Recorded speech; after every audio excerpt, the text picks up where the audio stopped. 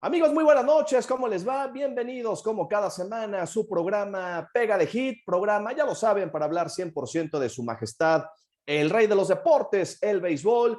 Esta noche hemos preparado un programa especial, ojalá y les guste, en torno a lo que está sucediendo con el acuerdo laboral de las grandes ligas y el sindicato de jugadores de las mayores.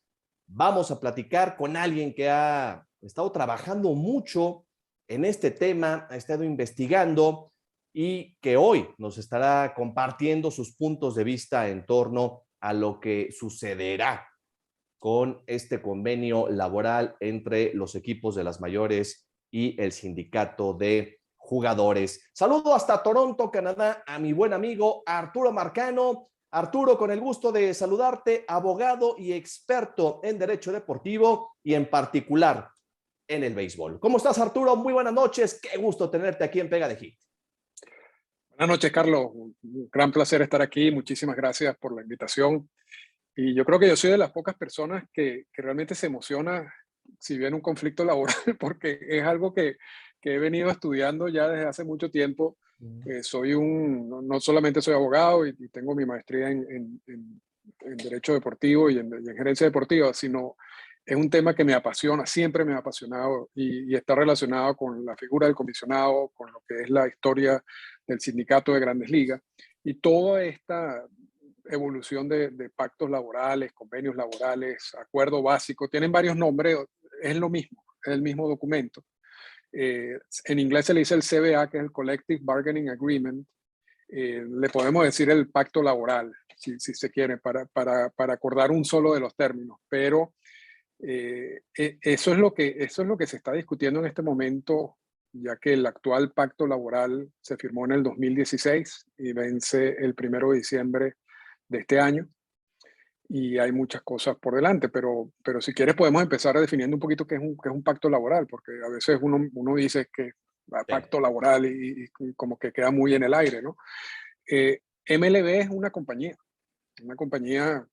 su producto es el béisbol de Grandes Ligas que todos vemos, que genera una cantidad de dinero.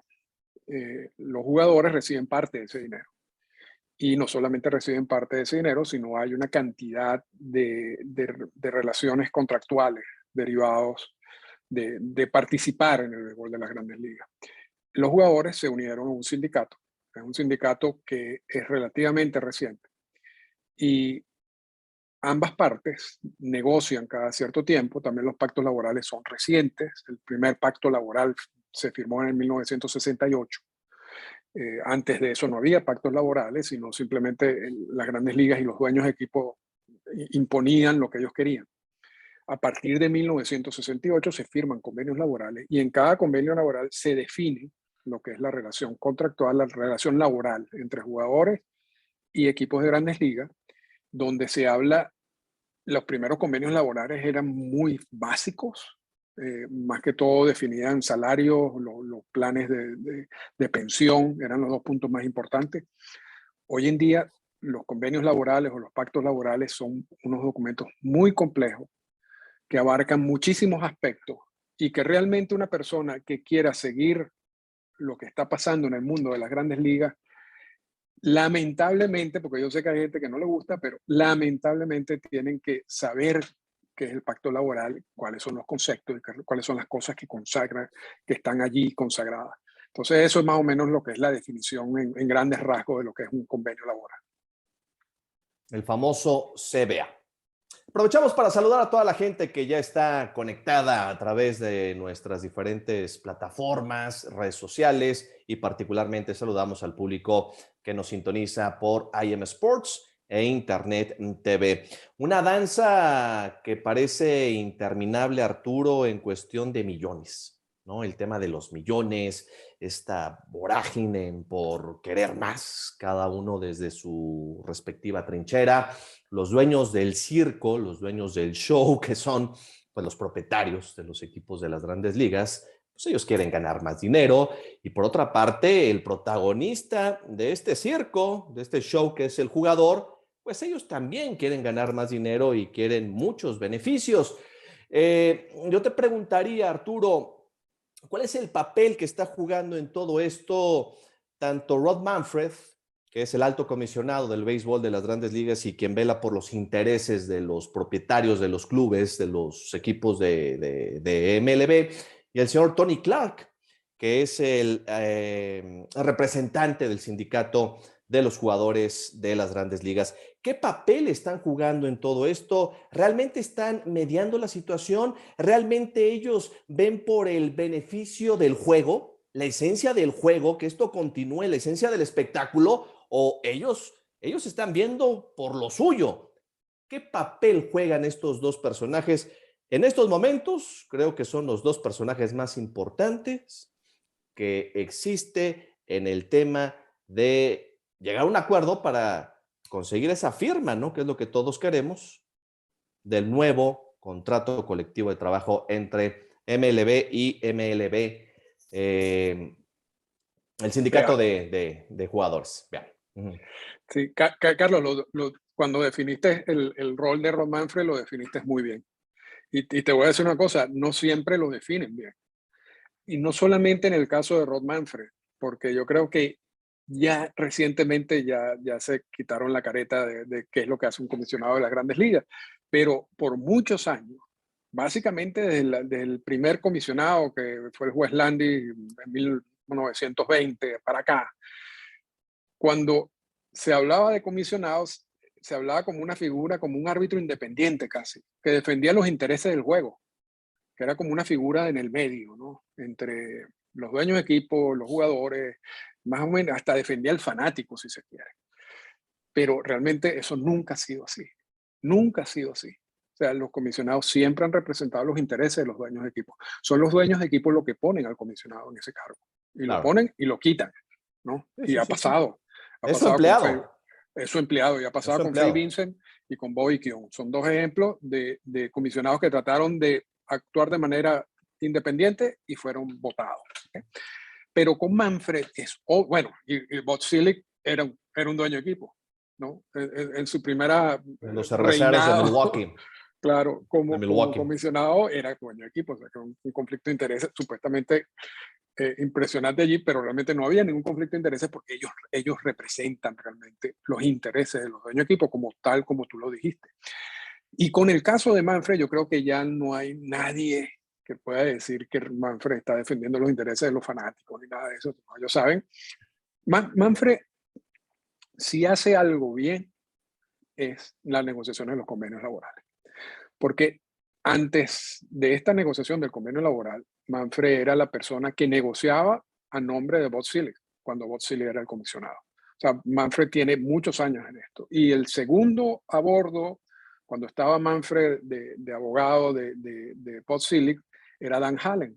Y Dan Hallen es el abogado ahorita que se encarga principalmente de la negociación. O sea, que hay una estructura de negociación que está más o menos, que ha sido constante por mucho tiempo.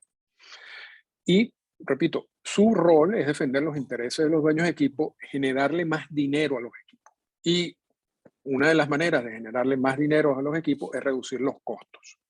Y en eso han reducido mucho costo, y cuando hablamos de los puntos controversiales que tiene esta negociación, vamos a tocar uno de esos temas.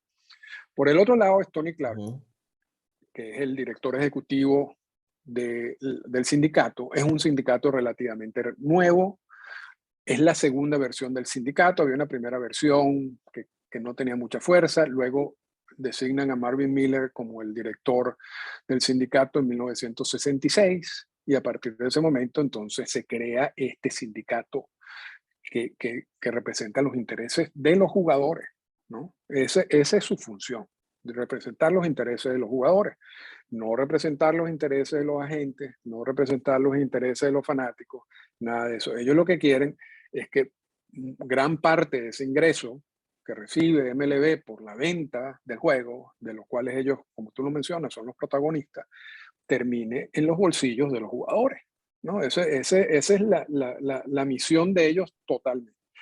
Entonces, esos son los dos elementos que hay ahorita. Yo creo que es un error porque va a pasar.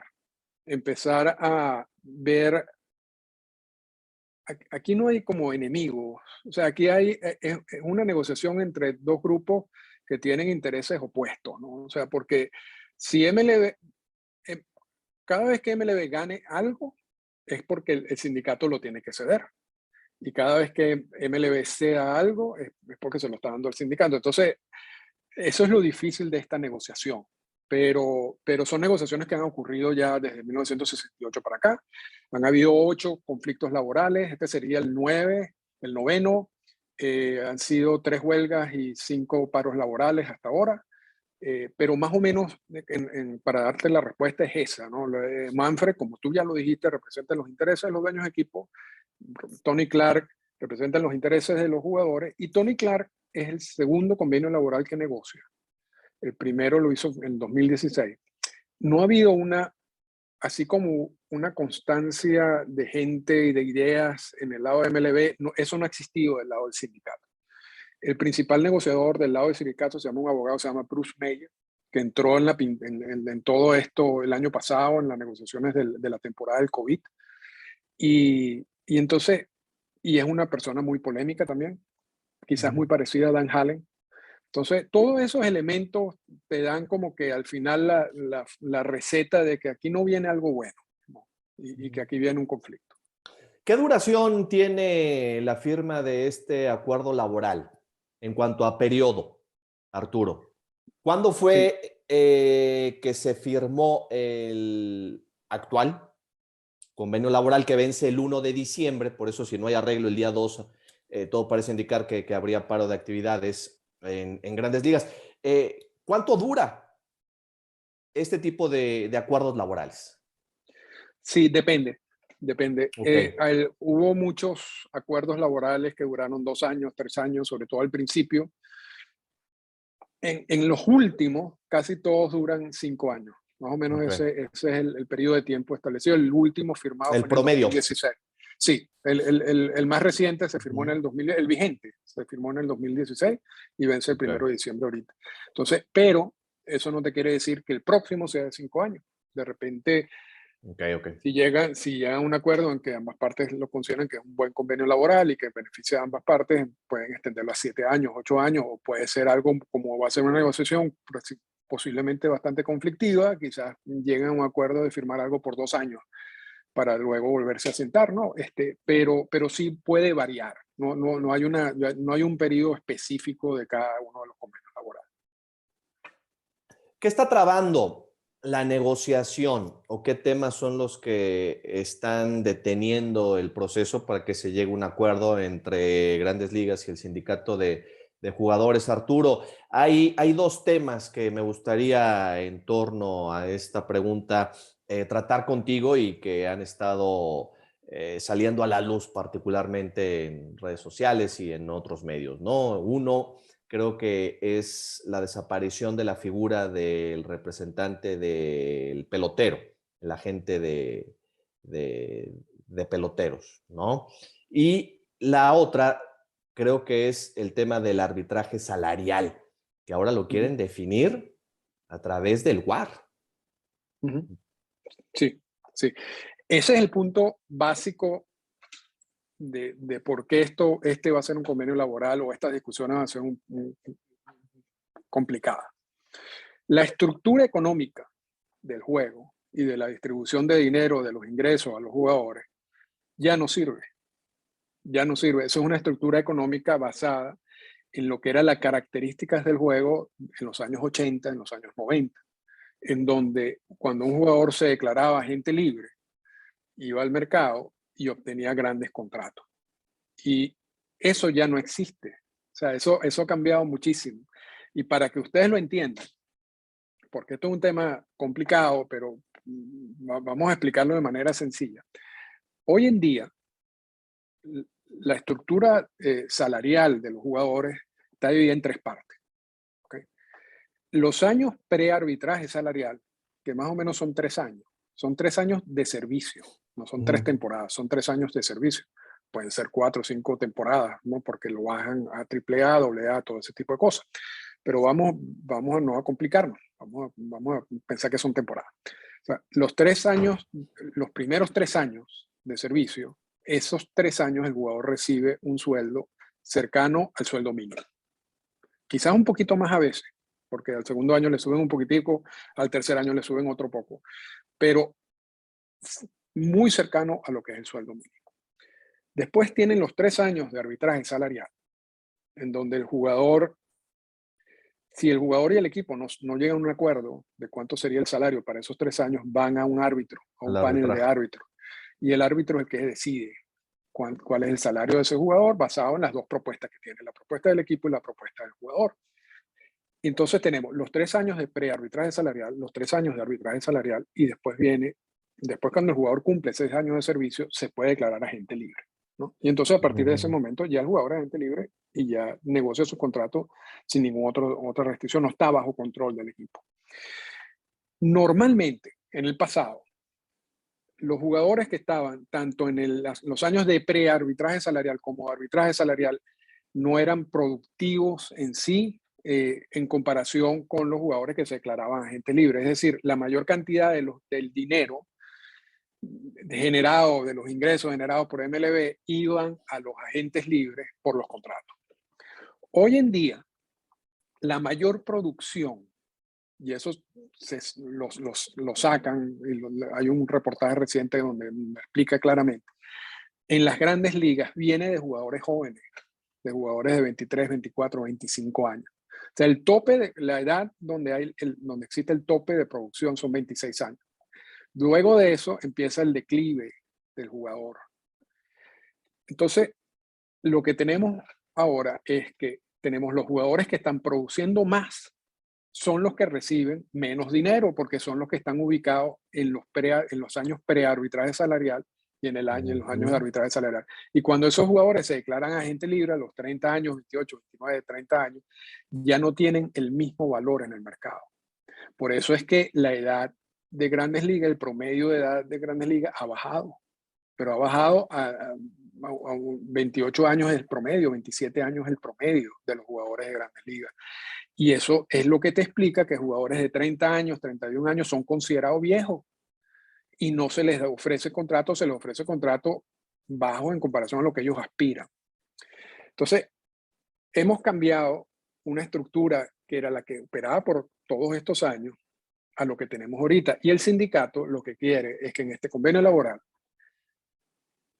se refleje esa nueva realidad en el convenio. Es decir, que a los jugadores de pre-arbitraje salarial le den más dinero, quizás le den la oportunidad de declararse agente libre antes, o sea, no esperar los 6 años de servicio.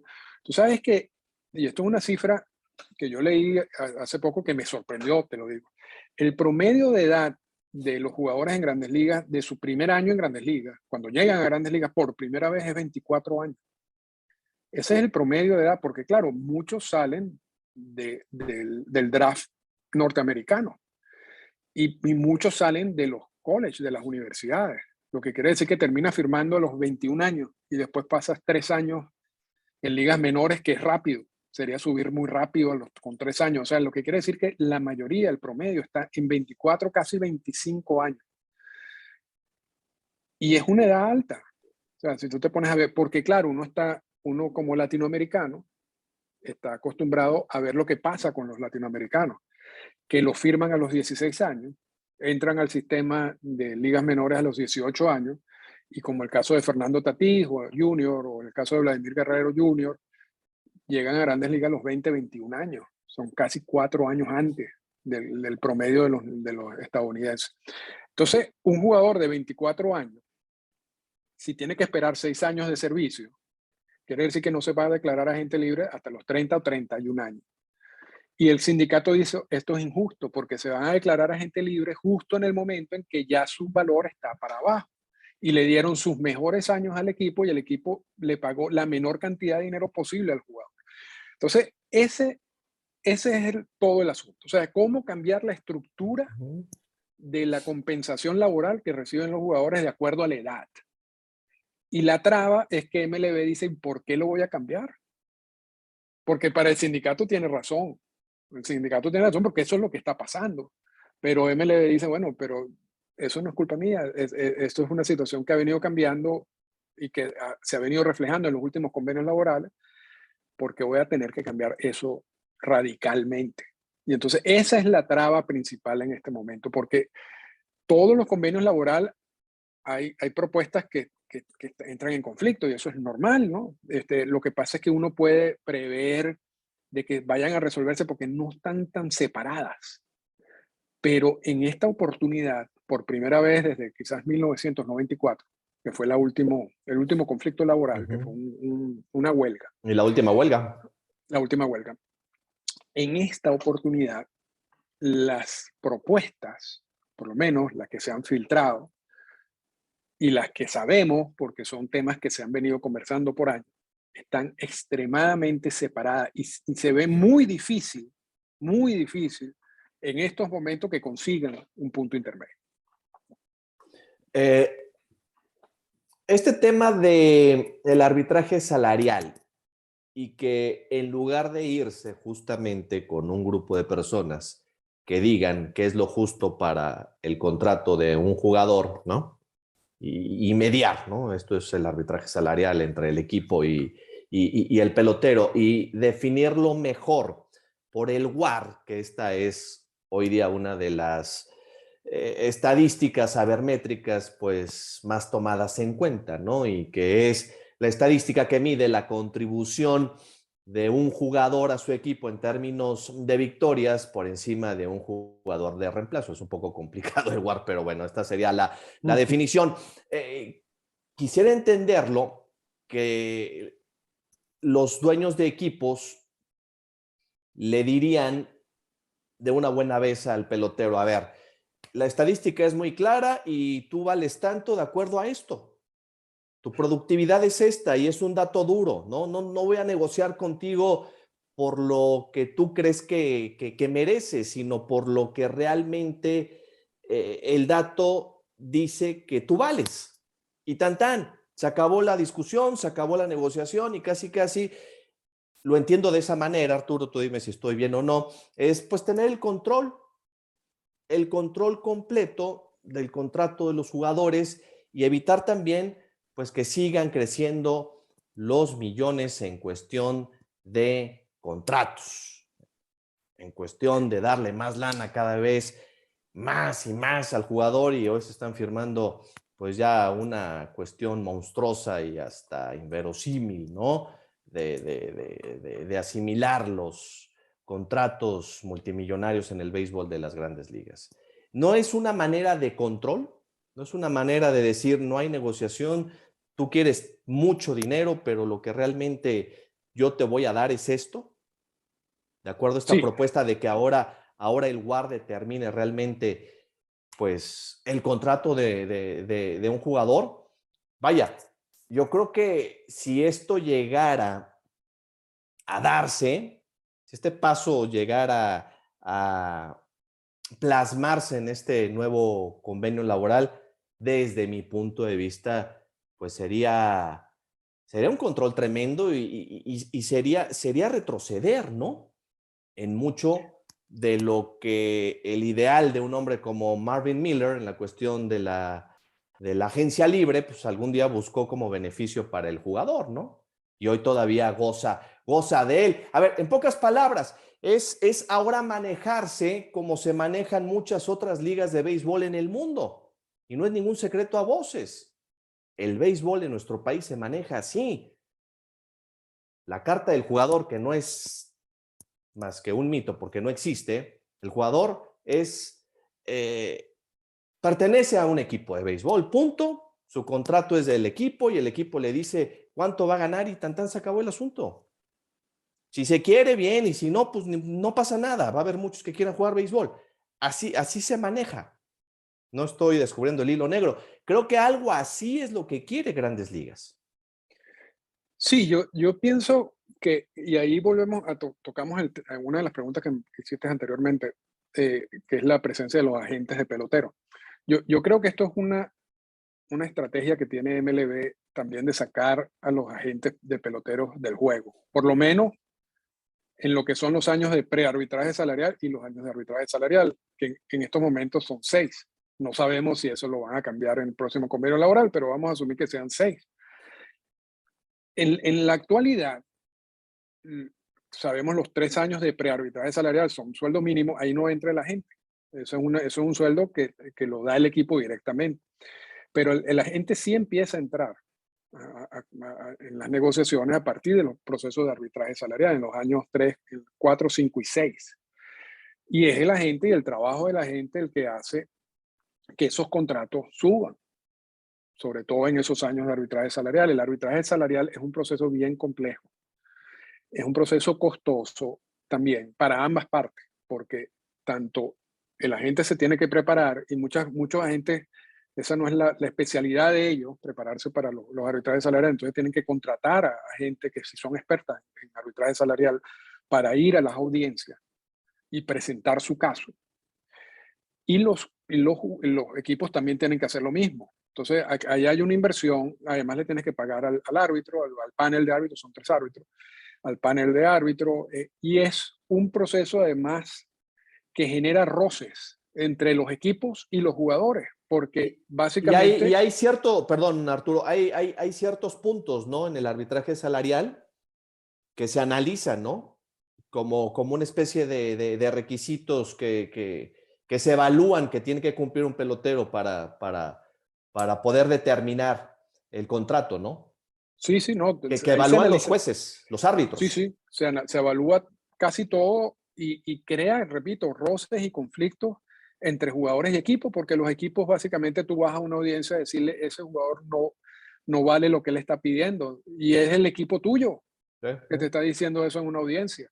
Y hay muchos jugadores que han salido de esas audiencias muy molestos con los equipos. Entonces, realmente es un proceso complejo. Ahora, si MLB sustituye todo ese proceso por una fórmula, en este caso están planteando la fórmula de WAR, de acuerdo a lo que dice Fangraph, porque no hay una fórmula de WAR definida, Fangraph tiene una, creo que Baseball Reference hay otra compañía que tiene otra, los equipos manejan distintas fórmulas de WAR dependiendo de si le das más importancia o menos importancia a ciertos aspectos. Entonces, si se define una fórmula de WAR, sacarían de la pintura a los agentes, porque ya la gente no tiene que participar en los años de prearbitraje salarial, ni tiene que participar en los años de arbitraje salarial, porque el salario te lo va a dar la fórmula. Lo va a determinar la fórmula, exactamente. Entonces, no hay, el agente desaparece en los 6 años. Claro, después entra de nuevo cuando el jugador se declara agente libre, pero sería un golpe a lo que es el trabajo del agente pelotero o el trabajo de lo que han venido haciendo hasta ahora. Y es una propuesta interesante para ver. Yo no sé, yo la verdad que en estos momentos, Carlos, vamos a ver muchas propuestas, vamos a ver muchas filtraciones, muchas veces no está bien definido cómo lo quieren hacer, a veces filtran cosas simplemente para ver la reacción pública, porque también es importante, ¿no? De que tú tienes que vender esto al público, esto no solamente tú lo vas a negociar con el sindicato, sino tienes que tener cierto apoyo. De repente hay ideas que son fatales y el público inmediatamente la aborrecen y ya se acabó, ¿no? De ahí no pasa porque eso sucede. Pero sí faltaría como entrar más en el detalle, ¿no? En la parte fina de todo esto, y eso lo vamos a ir viendo poco a poco, ¿no? A medida que esto avance. Así que si esto se llega a aprobar, ¿no? O si esta propuesta llega a darse, pues adiós los Scott Boras, adiós los Oscar Soria. Bueno, no. Scott Boras no desaparece. Scott Boras es un monstruo Es un, que está en otro nivel. el gigante de 1000 cabezas, ¿no? Sí, y yo De los creo, agentes. sí, los agentes grandes que tienen la capacidad de aguantar todo ese tiempo antes de poder cobrar van a estar allí, porque por supuesto, cuando uno de estos peloteros importantes, agente libre, todavía pues, va a firmar contratos multimillonarios y eso va a generar unas Ahí comisiones es. muy grandes. Pero el agente mediano y el agente pequeño, ese Ese sí puede sí. ir desapareciendo porque Ok. ese no aguanta. Sí, sí, sí. Aquí lo jugoso para ellos, para este tipo de personajes, pues es la agencia libre, ¿no? Y poder obviamente hacer el trabajo de mediador entre el equipo para, para el beneficio o con el pelotero. Hacemos una pausa y regresamos. Continuamos platicando con Arturo Marcano hasta Toronto con este interesantísimo tema. ¿Habrá o no habrá paro laboral el 2 de diciembre en el béisbol de Grandes Ligas? A continuación, vamos a discutir este y otros temas. Hacemos una pausa y regresamos. El Wrigley Field de Chicago es el segundo parque más antiguo de las Grandes Ligas después del Fenway Park de Boston. Charles Wigham Lucky Charlie, propietario del equipo de las Ballenas de Chicago que jugaban en la Liga Federal, fue quien construyó el hoy conocido Parque Wrigley Field, hogar de los Cachorros de Chicago, inaugurado el 23 de abril de 1914, con una inversión de $250,000. El Parque de Chicago fue llamado en sus inicios como Wigham Stadium. La Liga Federal desapareció en 1915 y fue cuando Lucky Charlie Wigham compró a los Cachorros de Chicago en 1916, en sociedad con William Wrigley, quien posteriormente le compraría sus acciones a Wigham para ser el único dueño de los Cachorros, junto con el parque de pelota que cambió de nombre a Cubs Park en 1920.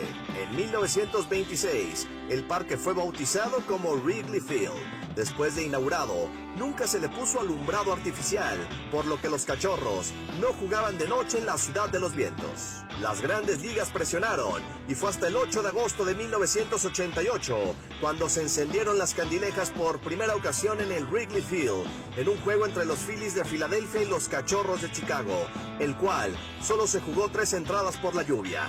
Al día siguiente, los Cachorros recibieron a los Mets de Nueva York, considerado ese juego como el primero en Wrigley Field con luz artificial. Momentos memorables ha atestiguado el Wrigley Field, como aquel cuando Babe Ruth señaló por dónde conectaría el home run contra el pitcher Charlie Root en la Serie Mundial de 1932 entre los Yankees y los Cachorros, o aquel cuando Ernie Banks conectó el home run 500 ante Pat Harvis de los Bravos de Atlanta. El Wrigley Field ha sido sede de 3 Juegos de Estrellas de las Grandes Ligas, 1947, 1962 y 1990. La casa de los Cubs ha sufrido diversas modificaciones con el paso del tiempo. Hoy tiene capacidad para 41,649 fanáticos. En su momento, también fue casa de los Osos de Chicago de la NFL. El Wrigley Field de Chicago, famoso por su pizarra manual, por su enredadera en la barra de los jardines, por su backstop de ladrillo, por los bleachers en los edificios de la calle Webland, por el Take Me Out to the Ball Game en voz del cronista Harry Carey y por ser el hogar de los queridos Chicago Cubs.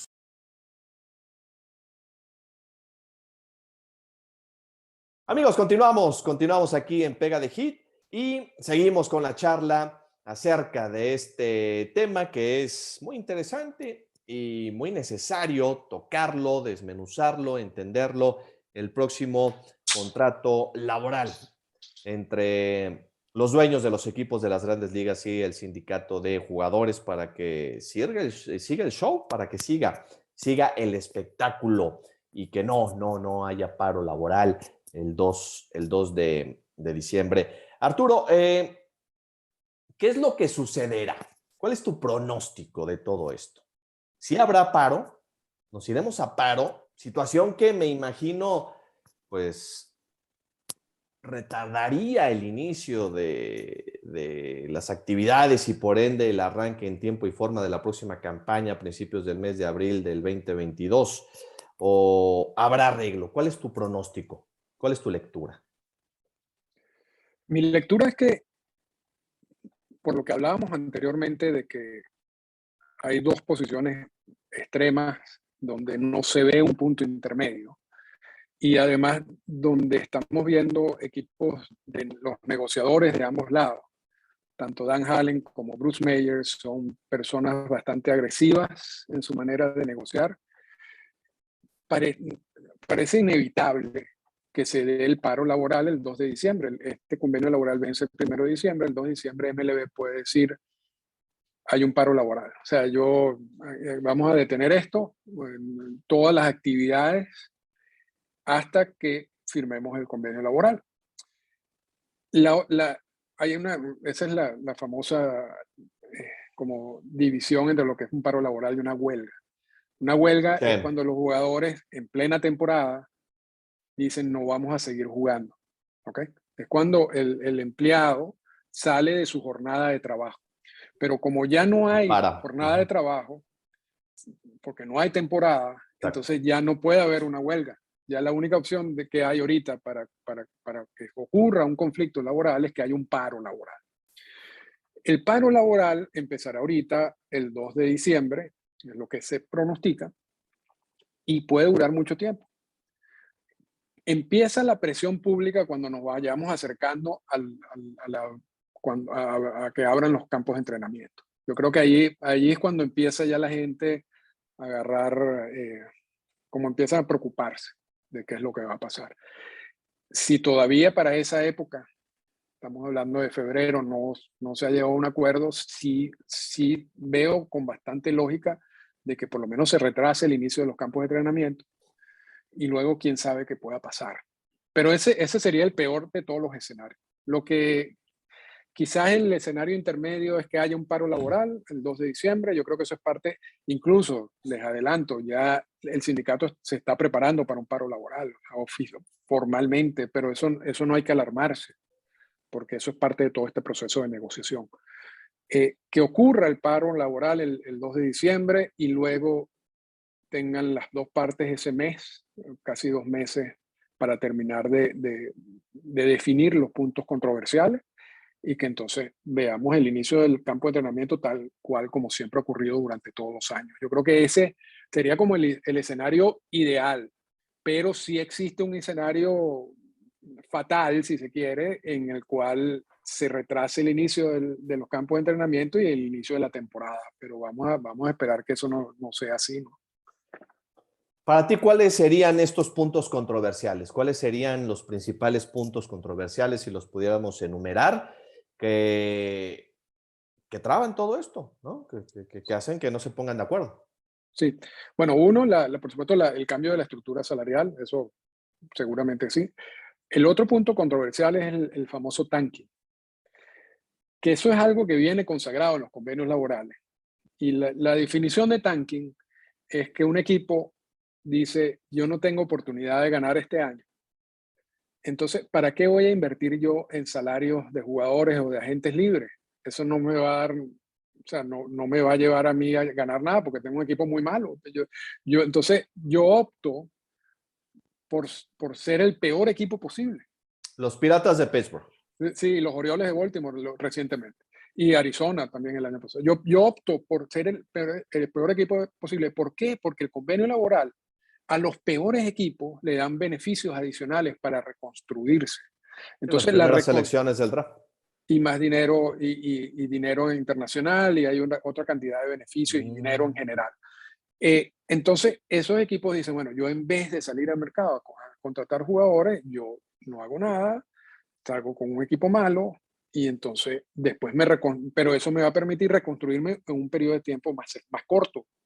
A que si yo tengo un equipo mediano, o sea, de mitad de tabla, porque ese equipo de mitad de tabla no recibe los beneficios del convenio laboral y si gasta en salarios adicionales. Entonces, eso es lo que promueve el tanking. El tanking es esa estrategia. Y esa estrategia la promueve el convenio laboral. Oye, Arturo, pero hay organizaciones como la de los Piratas de Pittsburgh que creo que han abusado de esto, que parece que ya le encontraron el modito al asunto, porque, hombre, se han deshecho de tremendos jugadores que si a la postre se hubieran quedado con ellos, bueno, pues no sé hasta dónde hubiera ya llegado el equipo de los Piratas, ¿no? Tener el peor récord parece ya por sistema, ¿no? Tener el peor récord de las grandes ligas, agarrar las principales selecciones del draft, desarrollar un rato a esos jugadores o hacerse de ellos y venderlos.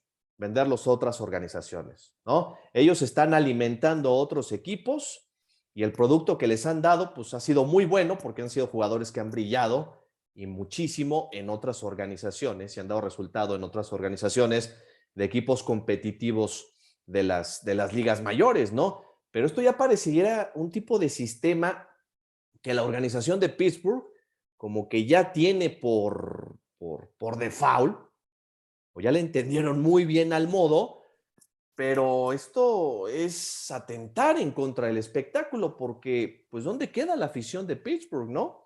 Que no ha habido una temporada ganadora desde hace muchos años, que no han visto una temporada ganadora de sus Piratas desde hace muchos años y que esto me parece atenta en contra del propio espectáculo. Yo no sé si sea sistema o no, si sea pensado o no, pareciera ser, es un punto de vista nada más.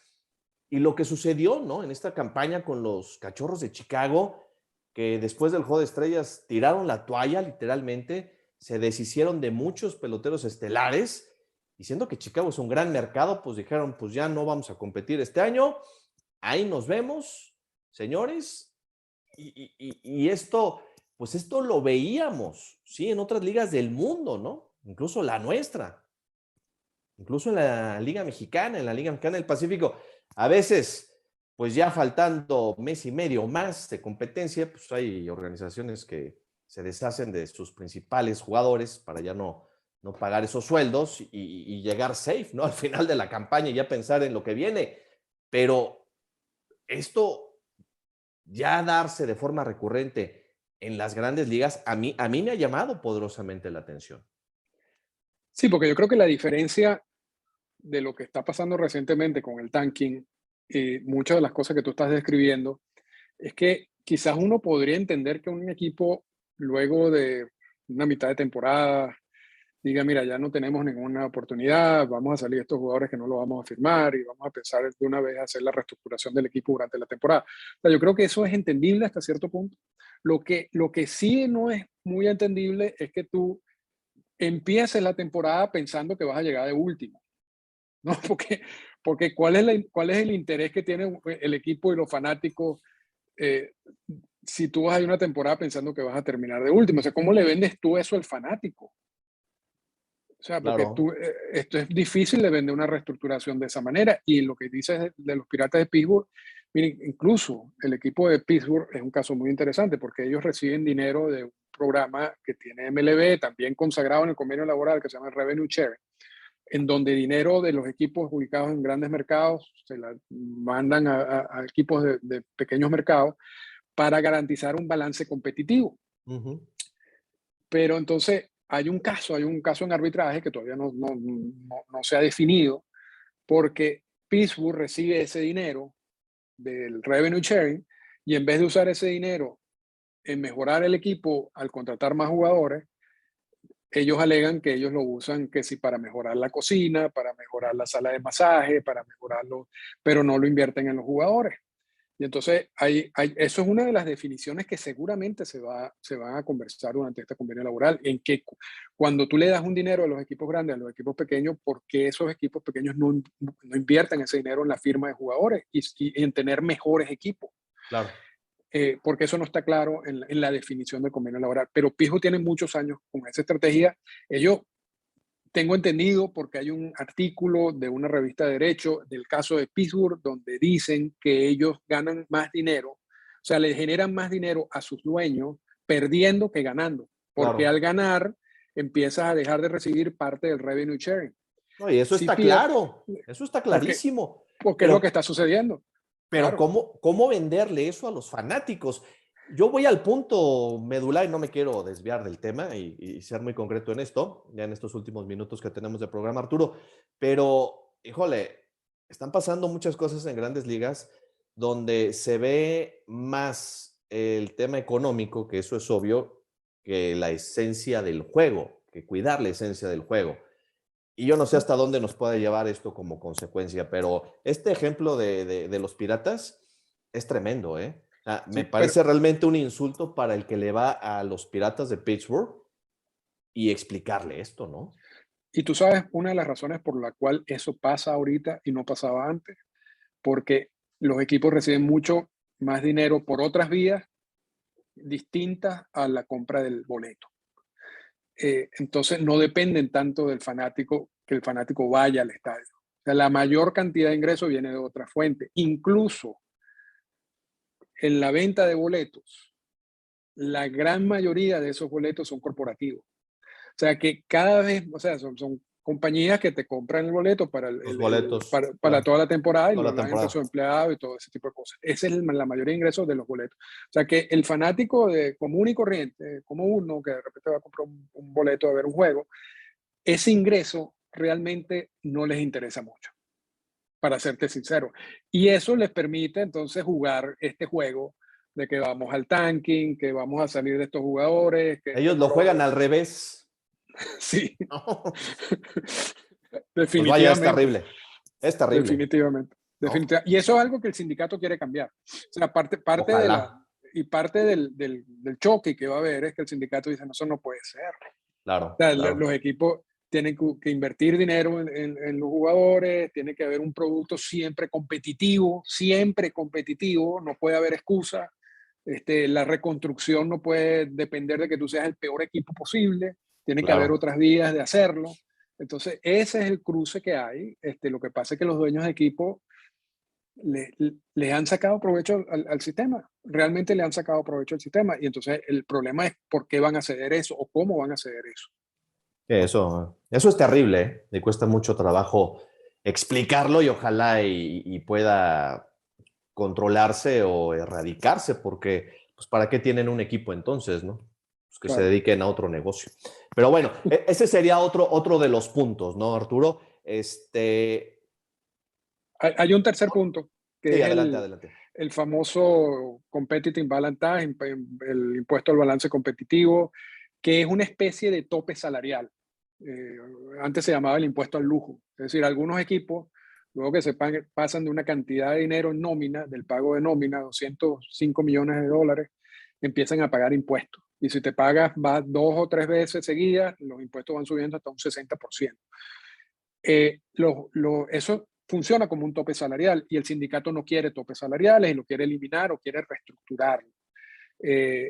Porque existe un tope salarial, pero no existe un piso salarial. Es decir, si yo me paso de una cifra, me multa, pero yo no tengo la obligación de invertir una cantidad en nómina. Entonces, una de las propuestas que se filtró por parte de MLB es que van a crear un piso salarial, pero es un piso muy bajo y está amarrado a otros cambios. Entonces, eso es otro punto que también se va a discutir y que va a ser problemático. ¿Hay o no paro laboral? Para ti. Sí habrá. ¿Se extenderá? ¿Se extenderá por extenderá lo menos, de tal manera que se retrase el inicio de la próxima campaña? posiblemente. Posiblemente el Play Ball 2022 no se cante a principios del mes de abril en los parques de la Unión Americana. Esa es tu lectura. Final, me quedo, Arturo. Esa es mi lectura. Pues ojalá y no, ¿verdad? Pero si alguien está enterado de todo lo que está sucediendo, eres tú, pero ojalá y no por el bien del espectáculo. Y yo nada más dejo esto, ¿no? Digo, evidentemente no nos van a escuchar, no nos van a ver, no les interesa lo que vayamos a opinar, pero que le bajen a las pretensiones, ¿no? Las dos partes, porque se está descuidando mucho la esencia del juego. Y cuando se pierde la esencia del juego, aunque este negocio es un negocio antes que otra cosa, y el negocio es béisbol, pero cuando se deja de lado la esencia del juego, luego cuesta mucho, ¿no? Y se pudiese perder mucho en un corto, mediano plazo. Ya ha habido ocasiones donde la huelga ha alejado a muchos fanáticos de los parques de pelota y Grandes Ligas, que ha estado recuperando mucho mercado, que ha estado también perdiendo en los últimos años en comparación con otros deportes y otras industrias, pues no caiga en lo mismo, ¿no? En atentar con la esencia del juego, porque esto provoca que la gente se aleje de los parques de pelota, ¿no? Sí, no, Ojalá así es. que encuentren ese equilibrio y ese balance, porque con el fanático no se juega y no deberían de meterse, ¿no? Que nada más lo tomen en cuenta y lo tengan siempre ahí en el foco, en el radar. De acuerdo. Ahora es difícil que ocurra, yo creo que las dos partes, Muy complicado. las dos partes van a luchar por defender sus intereses y Los suyos, ¿eh? los suyos y olvidarse un poco del resto y luego crearán una estrategia para acercar al fanático de nuevo, pero eso es lo complicado de todo esto, ¿no? Y lo duro de estas negociaciones, y yo creo que mucha gente no les gusta, es un tema que no les gusta a mucha gente, muchos fanáticos del béisbol. Es parte del juego, ha sido parte del juego de 1968 para acá, pero sí es complicado. Es difícil. Ya para despedirnos, los standings, tanto de la Liga Mexicana del Pacífico como de la Liga de la República Dominicana y de la Liga de Venezuela, que ya ha arrancado también su temporada. En próximas emisiones aquí en Pega de Hit ya estaremos detallando lo que sucede en el béisbol invernal, que yo no sé si esto llegaría a afectar de cierta manera a las ligas invernales, ¿no? Con los jugadores que quisieran participar o no. Ya será tema para otro programa, mi querido Arturo. Así que agradecerte mucho tu participación, que hayas platicado esta noche en torno a este tema que es difícil, ¿no? Tiene muchas aristas este tema de la renovación del contrato colectivo de trabajo entre los jugadores y los dueños de los equipos de las grandes ligas. Te mando un fuerte abrazo, Arturo. Muchas gracias, Carlos, y siempre a la orden, y seguramente en el futuro volvamos a conversar sobre el tema. Así va a ser. Yo soy Carlos Flores, gracias, buena noche, buena semana y pásela muy bien.